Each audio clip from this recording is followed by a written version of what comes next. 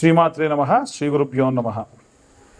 మనం ఇన్ని రోజుల నుంచి కూడా ఏ మాసానికి తగ్గట్టుగా అంటే ఏ నెలకు తగ్గట్టుగా ఆ నెల రెమెడీస్ చెప్తూ ఉన్నాం.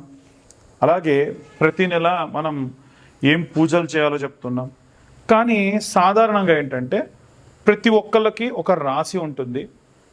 ఆ రాశి వారికి ప్రత్యేకంగా కొన్ని నక్షత్రాలు ఉంటాయి. ఉదాహరణకు నాది తులారాశి. మరి తులారాశిలో నా నక్షత్రం ఏంటి అంటే స్వాతి నక్షత్రం. సో ఇవి ఎందుకు చెబుతున్నాను అంటే పాపం చాలామంది వాళ్ళ యొక్క పేర్లు మాత్రమే తెలుసు. ఆ పేర్లు ఉన్నటువంటి వాళ్ళు ఎవరైతే ఉంటారో వాళ్ళు ఏం చేయాలి, మరి ఈ డేట్ ఆఫ్ బర్త్లు టైంలు లేవు. అలాంటి వాళ్ళ కోసం ప్రత్యేకంగా చేసేటువంటి వీడియో ఇది. దయచేసి ఈ వీడియో ప్రతి రాశికి సంబంధించి ఏ గ్రహ సంచారం ఉంటుంది, వాళ్ళ అక్షరాలు ఏముంటాయి, ఏ పేరుతో స్టార్ట్ అవుతుంది అనేది చెబుతూ ప్రత్యేకంగా వాళ్ళు ఏ రెమెడీస్ చేసుకోవాలి, లైఫ్ టైం వాళ్ళు ఈ రెమెడీస్ చేసుకోవడం అనేది వారికి సహాయంగా ఉంటుంది అనేటువంటి విషయాన్ని చెబుతా. అయితే ఇవన్నీ కూడా గోచారానికి సంబంధించినవి మాత్రమే. ఎట్టి పరిస్థితుల్లో మీ పర్సనల్ జాతకం వేరు. మీ పర్సనల్ జాతక రీత్యా మీది పక్కాగా ఇదే నక్షత్రం అయితే మీరు ఆ నక్షత్రానికి తగ్గటువంటి రెమెడీస్ చేసుకోవచ్చు గ్రహ సంచారాన్ని బట్టి. నేను ఇప్పుడు చెప్పేది బేసిక్ రెమెడీ అన్నమాట.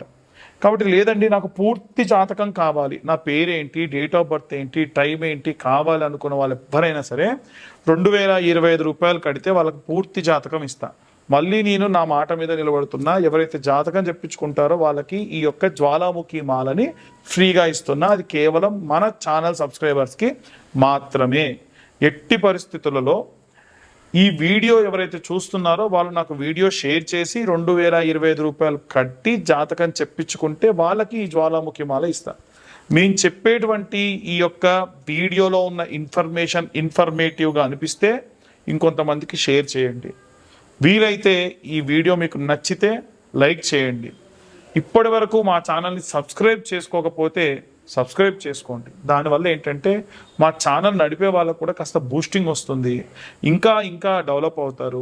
మీ దాకా ఈ యొక్క వీడియోస్ తీసుకురావడానికి మా వంతు మేము కూడా ఎన్నో రకాల పరిశోధనలు చేసి కృషి చేసి మంచి మంచి వీడియోస్ మంచి మంచి రెమెడీస్ మీ దాకా తెప్పిస్తాం. తదుపరి కన్యారాశి. కన్యారాశి వారికి సంబంధించి ఏ నక్షత్రాలు ఉంటాయి, ఆ నక్షత్రాలకు సంబంధించినటువంటి నామ నక్షత్రాలు ఏంటి, జన్మనామ నక్షత్రాలు ఏంటి, వాళ్ళు ఏ రెమెడీస్ జీవితంలో ఒకసారైనా పాటిస్తే మంచిది అనేటువంటిది ఇప్పుడు మనం చూద్దాం. కన్యారాశి వారికి సంబంధించి ఉత్తర నక్షత్రం 2, 3, 4 పాదాలు. 2వ పాదానికి వచ్చేసి టో అనే అక్షరం, 3వ పాదం పా అనే అక్షరం, 4వ పాదం వచ్చేసి పి అనే అక్షరం, పాపయ్య. అలాగే ఇలా కొన్ని పేర్లు ఉంటాయి కాబట్టి వారికి ఈ నక్షత్రాలు వర్తిస్తాయి. హస్తా నక్షత్రం 1, 2, 3, 4 పాదాల్లో ఉన్నటువంటి వారికి 1వ పాదం పు అనే అక్షరం, 2వ పాదం షం అనే అక్షరం, 3వ పాదం నా అనా అనే అక్షరం, 4వ పాదం ఢ అనే అక్షరం. చిత్తా నక్షత్రం 1, 2 పాదాల వారికి వచ్చేసరికి పే అనే అక్షరం, పో అనే అక్షరం. ఈ 3 నక్షత్రాల్లో విశేషమైనటువంటి నక్షత్రాలు 2 ఏమిటండి అవంటే ఉత్తర ఫల్గుని, అలాగే ఈ యొక్క చిత్తా నక్షత్రం. ఎందుకు ఈ 2 చాలా విశేషం అంటే చైత్రమాసంలో ఎప్పుడైతే చిత్తా నక్షత్రం పౌర్ణమి రోజు వస్తే అది చైత్రమాసం, అంటే ఒక మాసానికి పేరు తెచ్చేటువంటి నక్షత్రం. మరి ఉత్తరా ఫల్గుని ఏంటంటే ఉత్తరా ఫల్గుని కూడా ఉత్తరా ఫల్గుని కానీ పూర్వా ఫల్గుని కానీ పుబ్బా నక్షత్రం కానీ ఉత్తరా ఫల్గుని నక్షత్రం కూడా వీరు ఎప్పుడైతే పౌర్ణమి తిథి నాడు గనక అవి గనక వస్తే ఆ నక్షత్రాలు వస్తే ఆ యొక్క మాసానికి ఫల్గుని నక్షత్రం అనేటువంటి వస్తుంది. కాబట్టి ఈ యొక్క ఉత్తరా ఫల్గుని కానీ ఉబ్బా నక్షత్రం కానీ విశేషంగా వీటికి సంబంధించినటువంటివి. వీరు ఏ రెమెడీస్ పాటించాలి అనే విషయాన్ని ఇప్పుడు మనం తెలుసుకున్నట్టయితే ఈ యొక్క ఉత్తర నక్షత్రం వాళ్ళు అంత కొనిపే చెప్పుకున్నాం, దేవాలయంలో ఉన్నటువంటి ధర్మకర్తలకి ధాన్యము కానీ ధనము కానీ దేవాలయ సంరక్షణ కొరకు ఇచ్చిన, లేదా ఏదైనా దేవాలయానికి భూమి రాసిచ్చినా వీరికి విశేషమైన సత్ఫలితాలు పొందుతారు. జీవితకాలంలో ఒక్కటి చేస్తే చాలన్నమాట, ఎన్ని కష్టాలు వచ్చినా సరే సరిపోతుంది. ఇక హస్తా నక్షత్రంలో ఉన్నటువంటి వారికి వేదాధ్యయనం చేసేటువంటి వారికి భోజనాలు పెట్టడం అంటే ఎవరన్నా సరే వేద పాఠశాలలో పిల్లలు ఉంటారు కదా, వాళ్ళు వేదాధ్యయనం చేస్తూ ఉంటారు. రేపటి నాడు ఆ యొక్క పిల్లవాడు వేదాధ్యయనం చేసేటప్పుడు గాను చెప్పే ప్రతి ఒక్క మంత్రము, చేసేటువంటి ప్రతి ఒక్క క్రతువులో 1% ఒక పర్సంటేజ్ వీళ్ళ యొక్క ఖాతాలో పడిపోతుందట.